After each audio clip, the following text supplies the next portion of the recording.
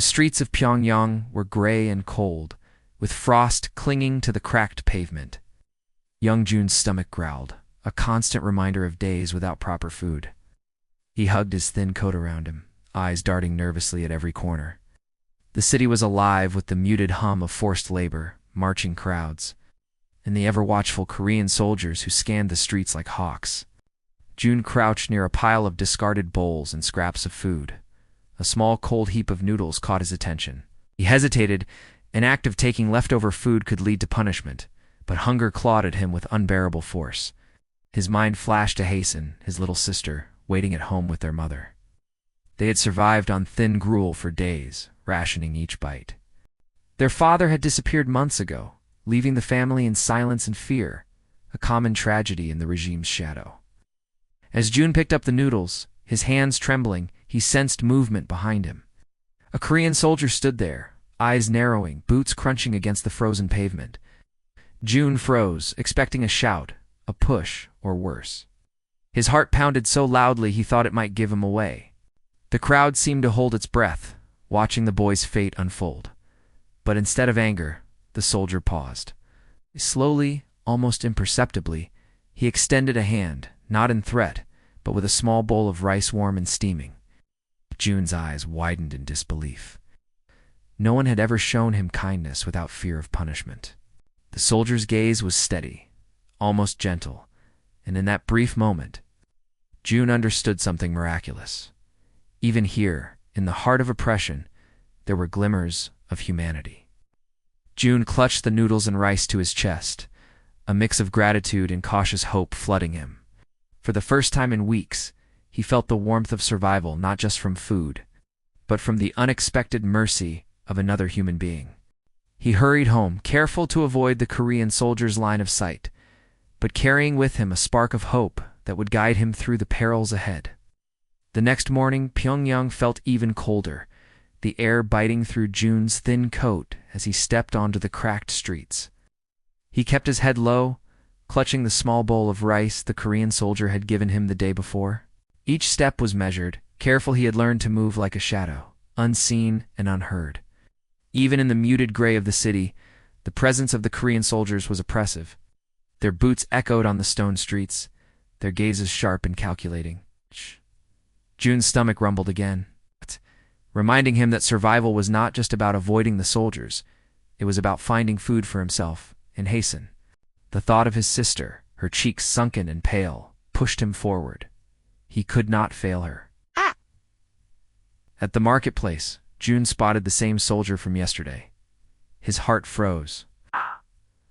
The memories of shame, fear, and anticipation surged. The boy had never been praised or spared before. But instead of anger, the soldier gave a subtle nod, almost imperceptible, yet profoundly human. Jun realized that the man was not merely a guardian of rules. He was a silent witness to the boy's struggle, acknowledging his courage and desperation without words. Jun walked cautiously through the market, noticing the small acts of humanity hidden beneath the city's cruelty. A vendor quietly slipped extra cabbage into a mother's bag. An old woman shared a piece of bread with a neighbor's child. Every gesture seemed dangerous, yet necessary, a rebellion of kindness in a world ruled by fear and surveillance. By the time he returned home, Jun carried more than rice. He carried hope, a fragile, flickering flame that reminded him that the world was not entirely cruel. Hasten clutched at him as he stepped through the door, her eyes wide and expectant. Their mother, frail from hunger and exhaustion, smiled weakly at the boy, unaware of the small miracle that had occurred outside their home. In that moment, Jun understood something crucial. Even in a city filled with oppression and constant fear of Korean soldiers, small acts of kindness could ripple into survival. They were a reminder that courage and hope could exist, even in the harshest conditions. And with that thought, Jun prepared to navigate another day in a city that demanded both fear and resilience. The gray light of dawn barely filtered through the narrow alleys of Pyongyang, but Jun was already moving. Hunger gnawed at his belly, and worry for Hae-sun pressed heavier on his chest than the cold wind ever could. Every corner of the city seemed patrolled, every alley a potential trap. The Korean soldier's eyes lingered on the streets, unblinking, calculating. And every citizen learned quickly that even a misstep could cost more than just freedom. It could cost life itself. June knew he needed more than a small bowl of rice. He needed food for days ahead, for the fragile hope of survival. He crept into the abandoned courtyard of a collapsed building, where stray cats darted among broken walls. Here, hidden from the watchful eyes of Korean soldiers, he searched through debris, carefully lifting pieces of wood and cracked crates, finding scraps of grain and wilted vegetables. Each small find was a triumph, each risk a heartbeat closer to disaster. His thoughts drifted to his father, who had disappeared months before. Taken by the Korean soldiers for reasons no one dared question, the memory burned in June's mind, the hollow sound of the door closing, his mother's silent tears, and the little hand of Hae-san clutching his sleeve. He had promised himself he would survive, for her sake, no matter the cost. Suddenly, a shadow fell across the courtyard. June froze, heart hammering as the familiar boots of a Korean soldier scraped against the stone. He held his breath, barely daring to move. But the soldier's gaze passed over him, and June realized he was invisible, just another child in the city's harsh crowd. The danger was always there, but small moments like this, a glance unnoticed, step unchallenged, were victories in themselves. By nightfall, June returned home, a small bundle of stolen vegetables and grain in his arms. Hae-san's eyes lit up at the sight of him, and their mother smiled with weary relief. In that cramped, cold room, they shared a humble meal, each bite a reminder of the fragile joys that life still offered. Even in the shadows of surveillance and brutality, hope had found a way to seep through, guiding June forward, one careful step at a time. The wind cut through Pyongyang like a blade, rattling the cracked windows of June's home as he huddled near Hassan and his mother. Each day felt like a battle for survival, each moment a delicate dance under the watchful eyes of Korean soldiers. But June was learning that survival was more than just avoiding punishment. It was understanding the rhythms of fear, the tiny signs of mercy, and the hidden pathways that could carry him and his sister through danger. His mother whispered to him each evening, her voice trembling yet firm. "Watch the soldiers, June. Watch their steps, their glances, and their patterns. Fear is constant, but so is opportunity." She told him stories of neighbors who had hidden food, of strangers who had shared warmth, and of small rebellions of kindness that persisted even under brutal scrutiny. These whispered lessons became as vital as the rice they scavenged. They were a guide to living in a city ruled by suspicion and cruelty. One afternoon, June ventured further than ever before, past a familiar checkpoint, following a narrow alley that promised untouched scraps of food. Each step was measured, each breath controlled. A Korean soldier walked past, helmet glinting, rifle slung casually, yet every shadow seemed to stretch with menace. June froze, heart hammering, but the soldier moved on, unaware. It was a victory, quiet and almost invisible, but it filled June with a sense of agency he had not known before.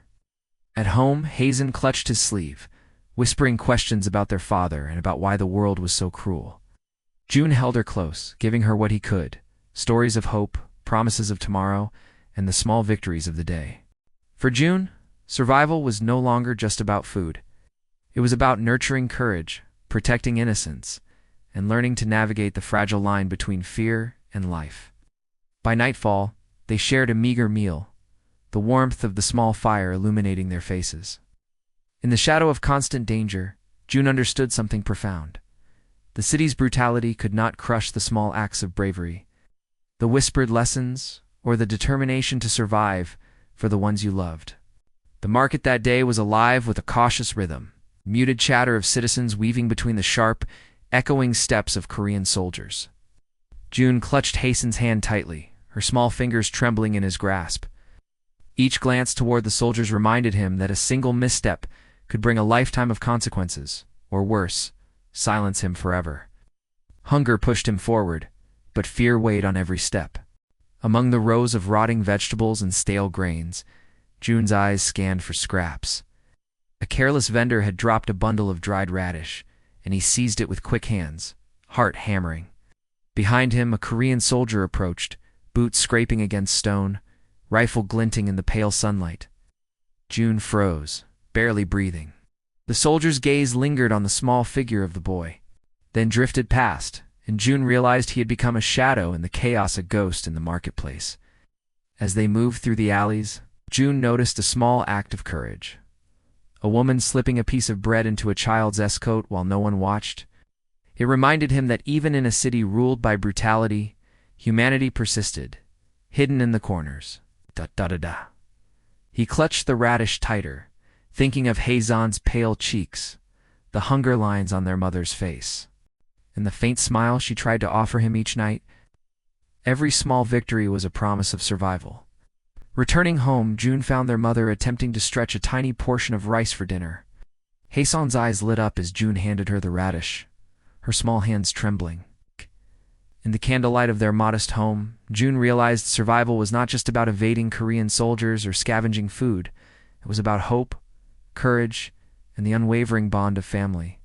That night, as the wind howled outside, June whispered stories to Hasan of a world beyond the city's walls, where fear did not dictate life and kindness was not hidden in shadows. And for a brief moment, the oppressive presence of the Korean soldiers felt distant, replaced by a fragile but powerful warmth that told June they could endure anything as long as they endured together. June awoke before dawn, the cold seeping into his bones as he stared at the faint outline of the river beyond the city's edge. He had heard whispers from older children about the river, how it offered a chance, however small, to find food or even escape, if one dared. Today, he decided, he would risk it. Hasan clung to his side, her small face pale but determined, trusting her brother entirely. They moved through the quiet streets, avoiding the gaze of Korean soldiers patrolling the alleys. Every shadow felt alive, every footstep a warning. June led Hasan through narrow back streets, past crumbling walls and abandoned stalls, until the city's noise faded behind them. At last the river appeared, its surface shimmering with a ghostly light. The water was icy, but it promised sustenance in the form of fish, roots, and the rare edible plants along its banks. Carefully, June reached for a small net, abandoned by fishermen. Hasan watched him with wide eyes, understanding only that this river might save them. Hours passed as he worked, hands stiff from cold, shivering but resolute. Occasionally, the ripple of the water or the distant cry of a bird reminded him that they were never truly alone. Korean soldiers might be anywhere, and discovery could mean punishment or worse. By late afternoon, June had caught enough to provide for their small family. They huddled on the riverbank, sharing a modest meal, and for the first time in days, a sense of hope settled over them. His son's laughter broke the monotony of fear, and June felt the heavy burden of responsibility ease, if only slightly. As they began their cautious journey back, June realized that survival was not just about hiding from Korean soldiers or scavenging scraps. It was about creating moments of life in the shadows, teaching Hasan courage, and clinging to hope, even when the world seemed determined to crush it. The river had given them more than food. It had given them a reminder that even in the darkest corners of North Korea, small miracles were possible. The city seemed quieter than usual that morning, but June knew better. Quiet in Pyongyang never meant safety. It meant Korean soldiers were watching, waiting for the slightest sign of rebellion or misstep. Clutching Hasan's hand, he led her through narrow alleys, moving toward a small crossing where they could reach a friend's hidden stash of food. Every shadow felt alive, every distant footstep a drumbeat of danger. As they neared the crossing, June froze. 2 Korean soldiers patrolled the edge of the street, their boots heavy on the cracked pavement. Panic surged in his chest, but he forced himself to breathe slowly, calculating. He guided Hasan behind a stack of crates, their bodies pressed into the shadows. He could hear the soldiers' voices, gruff and sharp, as they scanned the street for any sign of defiance. One careless move, one misstep, and years of fear could become a sudden nightmare. Time stretched, as the soldiers lingered, eyes piercing the darkness. June felt hazened, trembling, and he whispered her name, reminding her to stay silent, to trust him. Inch by inch, he edged forward, using the crates and the darkness as shields. His heart pounded like a drum in his chest, a rhythm of both fear and determination. Finally, the soldiers moved on, distracted by a distant commotion. June exhaled, relief flooding his body, and pulled Hasan along the narrow path toward their destination. At last they reached the small hideout, where bags of rice, a few hidden vegetables, and a bit of warmth awaited. Hassan's eyes sparkled as she saw the food, a rare moment of joy breaking through the constant tension. June realized that survival was not only about avoiding Korean soldiers, it was about reading the rhythms of the city, sensing danger, and creating tiny victories in the midst of fear. That night, as they ate quietly in the dim light, he whispered to Hassan about courage, about the importance of hope, and about the belief that even in the darkest corners of North Korea, small acts of resilience could carve out moments of life warmth and humanity. The city's edge stretched before June and Hayes' son like a maze of crumbling walls and forgotten alleys. Rumors whispered among the few trusted neighbors spoke of a hidden passage beneath an abandoned warehouse, a small tunnel that could lead them closer to safety, away from the relentless watch of Korean soldiers. June's heart raced with both hope and fear. Every step could bring freedom or capture. They approached the warehouse under the cover of dusk, shadows stretching long across the cracked concrete. Inside, the air was stale, thick with dust and the scent of decay. June's hands traced the walls, searching for the concealed entrance.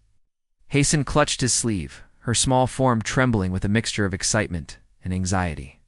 The tunnel, barely large enough for them to crawl, seemed to promise salvation. With careful movements, June lowered Hassan into the opening first, whispering reassurances. He followed, crawling through the darkness, the walls damp and cold against his skin. Each sound, the drip of water, the scurry of rats made him flinch, imagining Korean soldiers discovering their hiding spot at any moment. The tunnel twisted and turned, a confining labyrinth that tested both their endurance and courage. After what felt like an eternity, the tunnel opened to a small clearing on the outskirts of the city. The air was fresher here, carrying faint scents of wild vegetation. Hassan's eyes widened as she breathed deeply, tasting freedom for the first time. June felt a weight lift from his shoulders. For the first time in days, the oppressive presence of Korean soldiers felt distant. Sitting together on the grass, they shared a small meal from the supplies June had scavenged, savoring each bite as if it were a treasure. In that quiet moment, June realized that survival was not just about evading danger, it was about resilience, hope, and the bonds that kept them human. The hidden passage had led them not just physically away from the city, but closer to a future where fear did not dictate every heartbeat. June and Hae soon moved cautiously through the outskirts of the city, the faint glow of dawn painting the sky in muted shades of orange and gray. The hidden passage had brought them closer to freedom. But the final barrier loomed, ahead a heavily patrolled perimeter, where Korean soldiers monitored every inch of the terrain. One wrong step, one sound, and years of struggle could vanish in an instant. The siblings paused behind a cluster of rocks, hearts hammering in unison. June surveyed the area, noting the soldiers' positions and the movement of patrol dogs. Each breath was deliberate, each heartbeat amplified by fear. Hassan clutched his hand tightly, her small fingers trembling, but he whispered reassurances, promising that they would reach safety if they stayed silent and patient. They crawled through the underbrush, using the shadows and natural cover to mask their movements. The soil was cold and damp beneath them, leaves sticking to their clothes, but they pressed on. Guided by instinct and the vision of a life beyond surveillance and hunger, the patrols were relentless, but June timed their movements with precision. Waiting for moments when the soldiers turned, or when distant noises masked their crawling. At last they reached a narrow clearing leading to a small river, its waters glinting with early sunlight. June knew that crossing it would be their final test, the last stretch before safety. He hoisted Hassan carefully, helping her navigate the slippery stones. As they stepped into the current, fear and exhilaration mingled, a fleeting sense of liberation, tempered by the constant threat of discovery. By the time they reached the opposite bank, exhaustion weighed on them, but relief surged stronger. They were beyond the city, beyond the immediate reach of Korean soldiers. Sitting on the riverbank, drenched and shivering, June embraced Hassan, whispering words of hope. For the first time in days, they allowed themselves to imagine a life beyond fear, beyond hunger, where survival was not just about hiding, but about living fully and freely. June and Hassan collapsed on the far side of the river, their bodies trembling from cold and exhaustion, but their hearts lighter than they had been in months. The city's oppressive shadow was finally behind them, replaced by the soft rustle of trees and the gentle flow of the river. sound that seemed almost magical after the constant roar of fear. For the first time, June allowed himself to look at Hason's face without panic. Her cheeks were flushed from the cold, her eyes wide with wonder. He smiled faintly, realizing that despite everything, she was alive, and they had made it this far together. In that moment, hope blossomed, fragile but unyielding. They walked slowly through the forest, every rustle of leaves reminding them that freedom was still fragile, but no longer unattainable. June thought of the Korean soldiers who had patrolled the city, the hidden passages, and the countless nights spent shivering in fear. Each memory was a testament to their resilience, each hardship a thread in the tapestry of survival. As they climbed a small hill, overlooking a distant village, a warm breeze carried sense of life. Smoke from cooking fires, the distant chatter of people unburdened by fear, and the promise of safety.